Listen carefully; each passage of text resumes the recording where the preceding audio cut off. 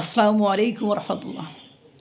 Sterling doctor Mohammad ইউনূসের জন্য গোদের উপর বিস্ফোরা হয়ে দাঁড়িয়েছে। আপনারা অবাক হয়ে যাবেন যে স্টার্লিং যে কন্ডিশন বা সত্য দেয় বা যেভাবে বাংলাদেশে ব্যবহার করতে চায়, তাতে করে বাংলাদেশের নিরাপত্তা ঝুঁকিতে পড়েছে অনেক আগেই। এই স্টার্লিং দ্রুত নিয়ে আসার জন্য বাংলাদেশের সরকার থেকেই প্রস্তাব দিয়েছে এবং দ্রুতই নিয়ে আসা হয়েছিল, কারণ স্টার্লিং না সাথে সম্পর্ক করে ডক্টর মোহাম্মদ ইউনূস চাইছিল ডোনাল্ড ট্রাম্পের সাথে রিলেশনটা বিল্ড আপ করতে। কিন্তু দুর্ভাগ্য হলো সত্য যে স্টার্লিং আসলো, অনেকে এই নেট নিল, কিন্তু সেই ডোনাল্ড ট্রাম্পের সাথে ইলন মাস্কের সম্পর্ক একেবারে আকাশ আর পাতাল, মানে দা কুমড়া সাপে নেউলে সম্পর্ক হয়ে গেল। এখন ডোনাল্ড ট্রাম্প নিজেই বলছে যে হোয়াইট হাউসে ইলন মাস্কের স্টার্লিং নিরাপত্তা ঝুঁকিতে আছে।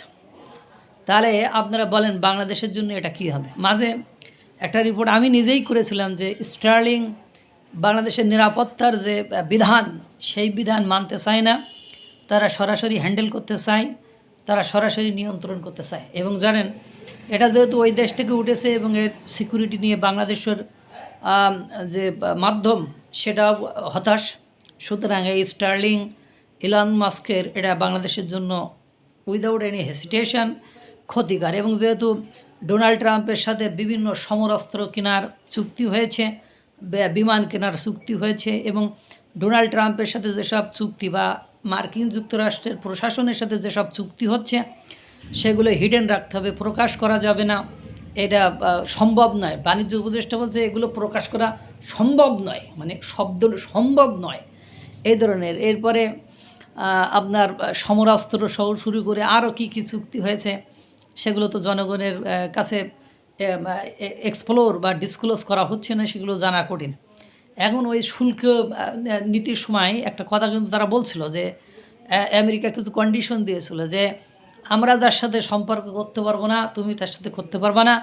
আমরা যদি কোনো প্রতিষ্ঠানের উপর নিষেধাজ্ঞা দেই, তাহলে তোমাকেও সেই প্রতিষ্ঠানের উপর নিষেধাজ্ঞা দিতে হবে। আমরা বা কোনো দেশের উপর যত % শুল্ক চাপাবো, তোমাদেরকেও সেই তত % শুল্ক চাপাতে হবে।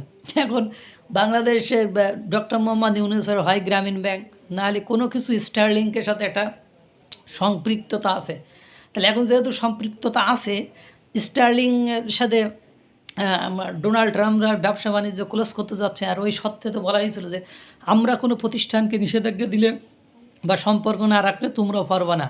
তার মানে কি দাঁড়ালো? সব কিছু মিলায়ে ডক্টর মোহাম্মদ ইউনূসের ব্যবসায়ের বাতি নিভে যায় না যায় ভাবের মধ্যে চলে গেল। আল্লাহ তাআলা সকলকে ভালো রাখুক, সুস্থ রাখুক। আসসালামু আলাইকুম রহমতুল্লাহ।